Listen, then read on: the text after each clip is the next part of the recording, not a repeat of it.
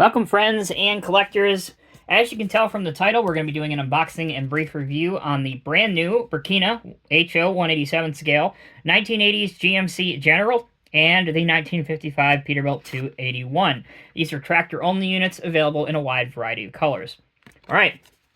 I picked all of mine up from houseofhobbies.com. They do have an eBay store as well. I would highly encourage you to check them out. These, at the time that I'm filming this review, are about $33 US a piece, which is not too unreasonable at all, especially for what you get. All right, enough plugging. Let's get unboxing. So, first out of the box, we have a 1973 Peterbilt 359. Now, I do have a few of these in my collection already, but this is a new color scheme that they released, the silver with the orange striping on it. Just think this looks awesome. So I'm very happy to have this color in my collection. In fact, if you look at the top of your screen right now, there's a suggested link for a video of one of the HO files where I show you the yellow one of these and where all the detail and accent parts go on it. So click on that link after this one if you want to watch it.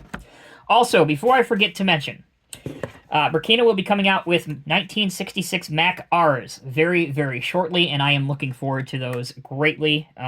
Again, you can pre-order them, and they're offered in a wide variety of colors. Okay, let's take a look at the Peterbilt 281 1955 model. I purchased 4 variations, the first 4 that are available. So this one is green. You can see the color here is a dark green color. We're going to zoom in just a little bit here. There we go. Dark green cab, black chassis, chrome front with the Peterbilt, iconic Peterbilt badge on the front. Underneath, there you go. There's your price tag, so $33 each. All right. Well, if you don't like green, how about a black and red color scheme? Black on top, red, and then the fenders are black as well. So this is the red version. And my personal favorite is the orange version seen here. This will go quite nicely with some of my vintage highway department fleet, especially since I bought a vintage lowboy trailer. This will be perfect, and can't wait to get this built up and detailed. And last but not least, no, that is not a mistake. I know what some of you are thinking, and you're absolutely right. This is the 1955 Peterbilt 281 from the Hollywood blockbuster film Duel back in the day. So now all we need is somebody to come up with the trailer, and you'll have yourself a nice Duel set. Maybe somebody already does make that similar style liquid tanker trailer. But there you go. Looks really good. Those are the Peterbilt 281s. We're going to pause momentarily, and when we come back, we'll take a look at the Generals. Welcome back, everyone, and thank you for sticking with me. Up next, we have a series of 1980 GMC Generals.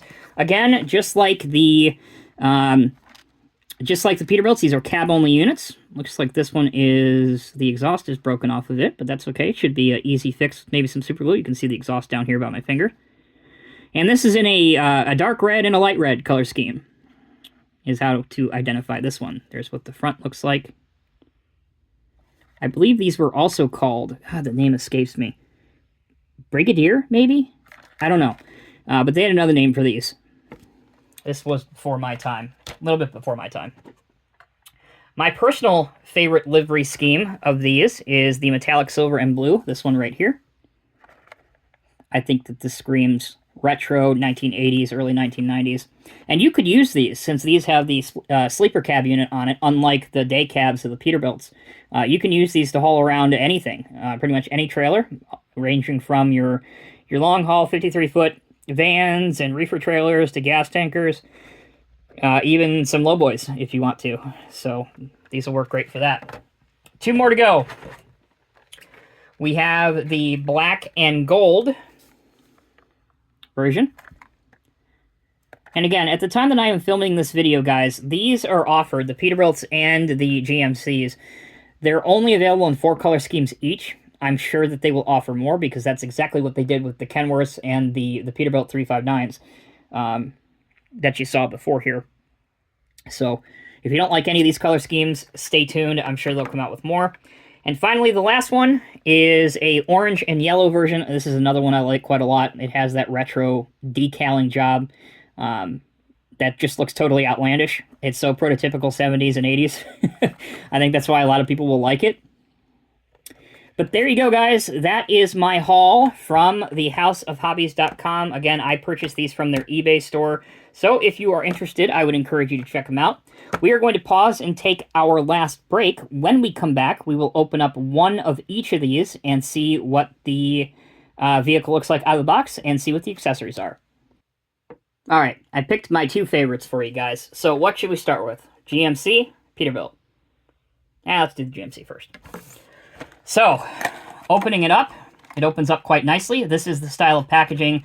If anyone from marketing from Brekina is listening, please continue to do this style of packaging. I love this style of packaging for one big reason. You can put the model back in when you are done displaying it, and the packaging is not destroyed, whereas if you buy a Walther's Scenemaster truck, for example, that is on a card, C-A-R-D, and as soon as you open that up, essentially it is destroyed.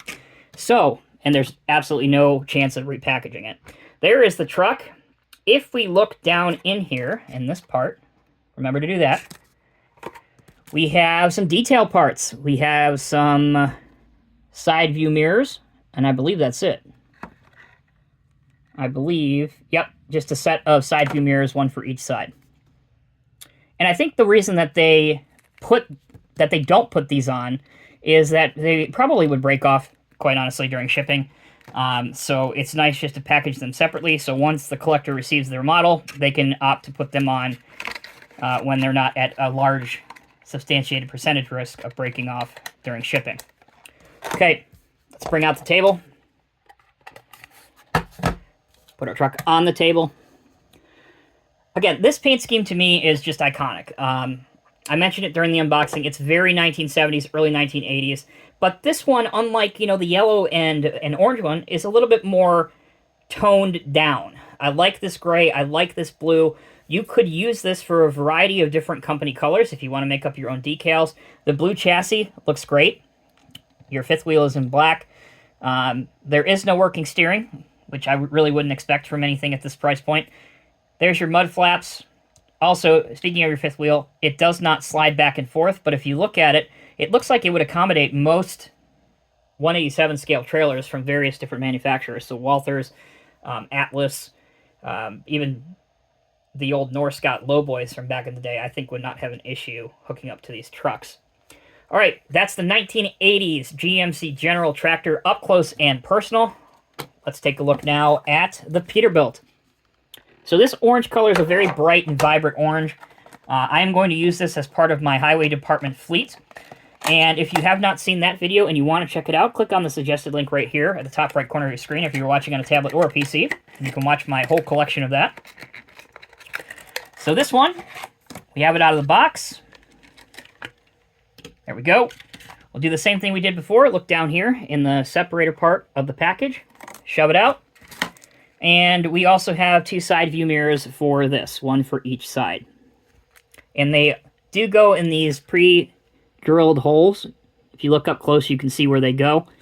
I probably would recommend just a spot of super glue, not a lot at all. Just a spot, and it should fit on there quite well with no issues. And you won't have any unsightly residue left over. All right, 1955, the Peterbilt 281, a truck that saw service well over 4 decades, and in some cases, even collectors have these trucks running nowadays. I've actually seen them at the Match Show, which is an exposition that takes place in Louisville, Kentucky, not far from where I live. I've actually seen a real one of these trucks, fell in love with it immediately. I'm already a Pete guy, but man, these just look great. Brekina did a fantastic job. Huge kudos to them.